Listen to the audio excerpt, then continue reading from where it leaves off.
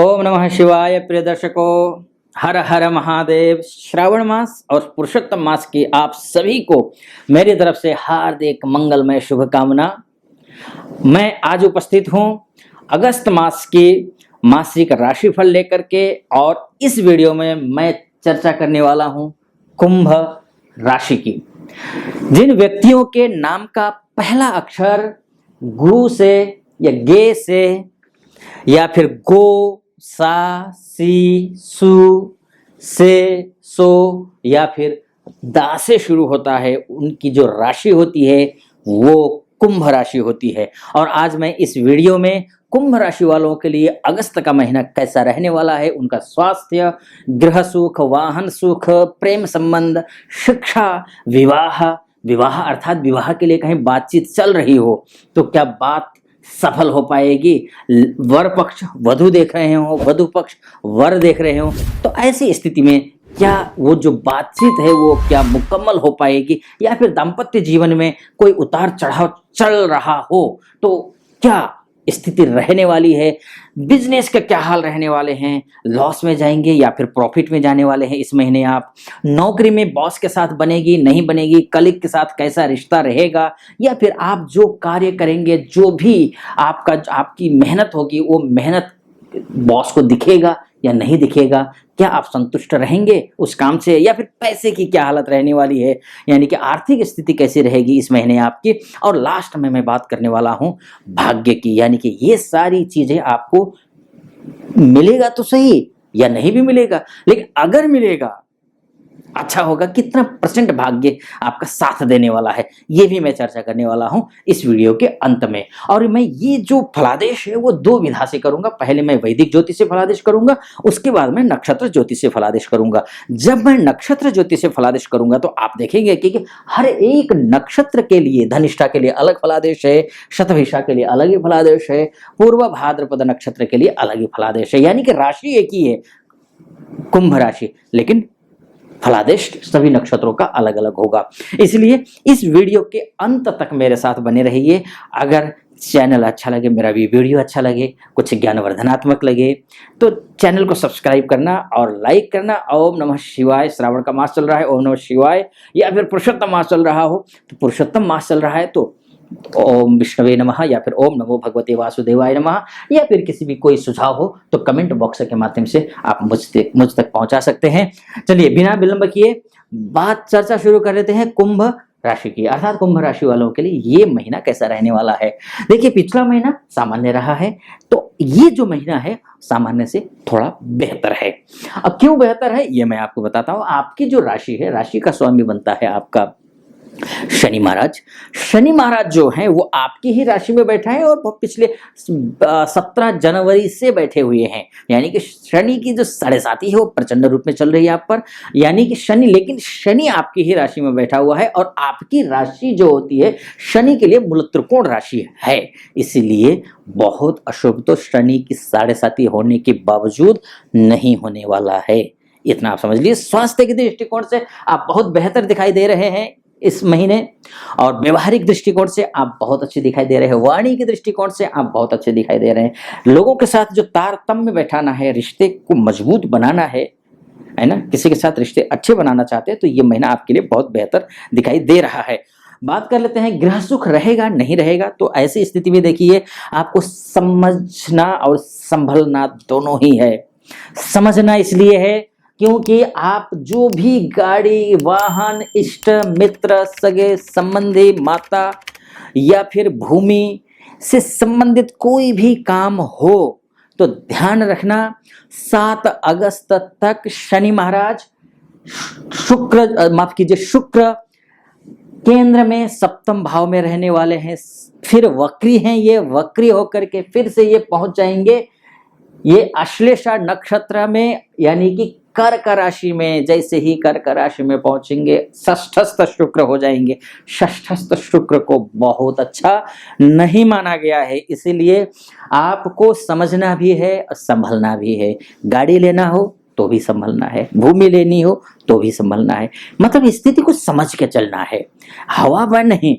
किसी ने आपको सलाह दे दी और लकीर के फकीर बनकर के उसको फॉलो नहीं करना है, अपनी बुद्धि का प्रयोग करना है। इस बात को आपको अशुभ नहीं होगा, क्योंकि वक्री शुक्र है, कर्क राशि में बैठा हुआ है, चंद्रमा कर्क राशि का स्वामी है और वो शत्रु नहीं मानता है।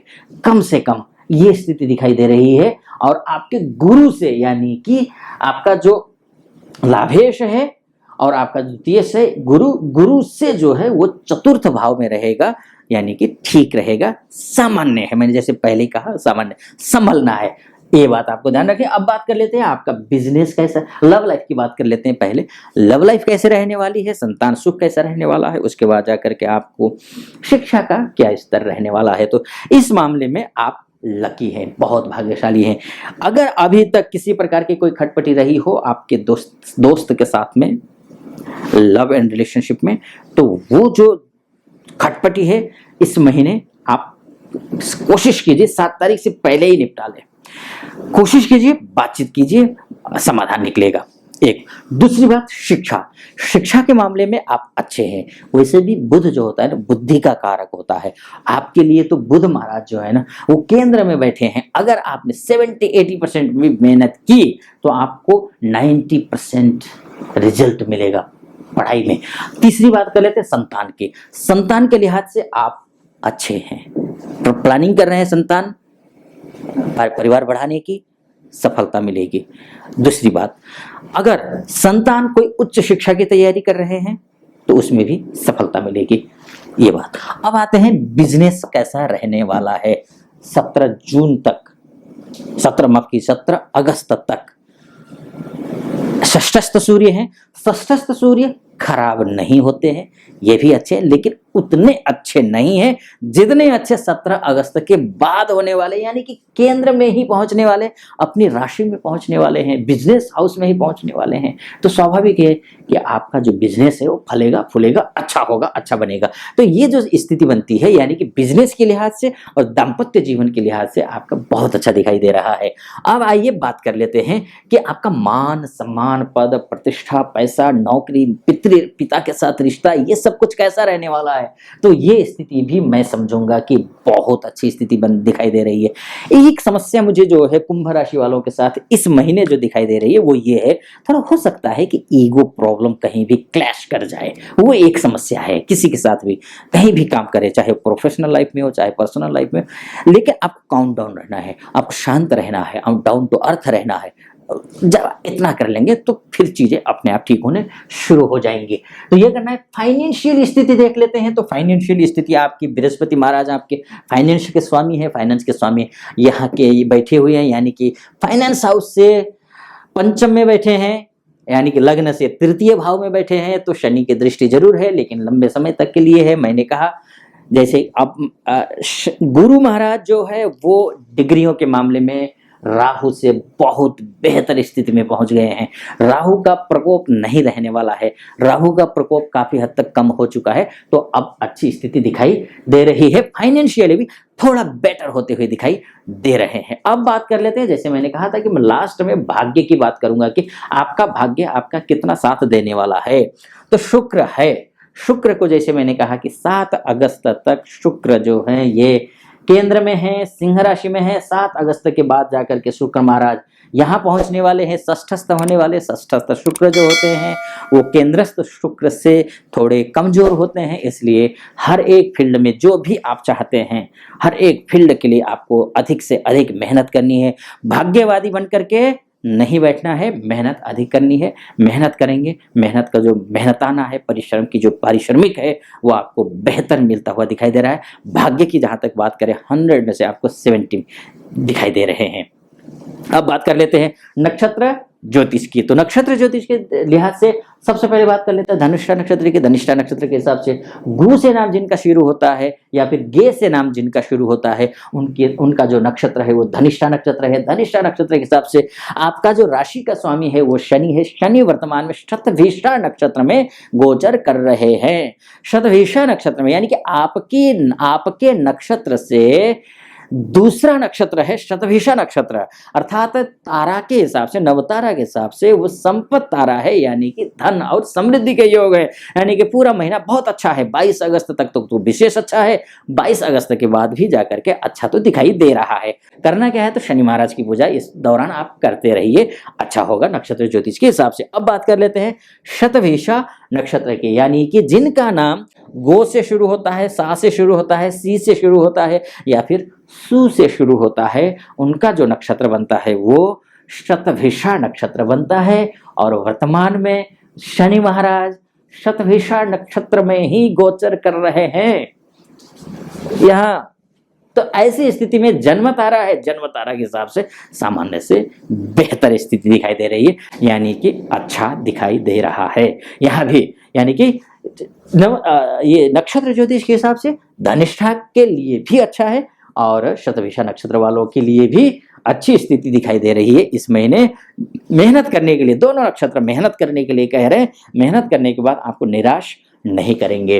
अब आते हैं, बात कर लेते पूर्वा भाद्रपद नक्षत्र, जिसका नाम से, सो से या फिर दा से शुरू होता है, उनका जो नक्षत्र बनता है वो पूर्वा भाद्रपद नक्षत्र है। और पूर्वा भाद्रपद नक्षत्र से जो शनि जिस नक्षत्र में गोचर कर रहा है उस नक्षत्र का वो जो नक्षत्र है वो 27वां नक्षत्र है, जो कि अतिमित्र तारा है। अतिमित्र तारा के हिसाब से इससे और इससे भी बेहतर है ये, यानी कि पूर्व भाद्रपद नक्षत्र दोनों के लिए बहुत बेहतर दिखाई दे रहा है।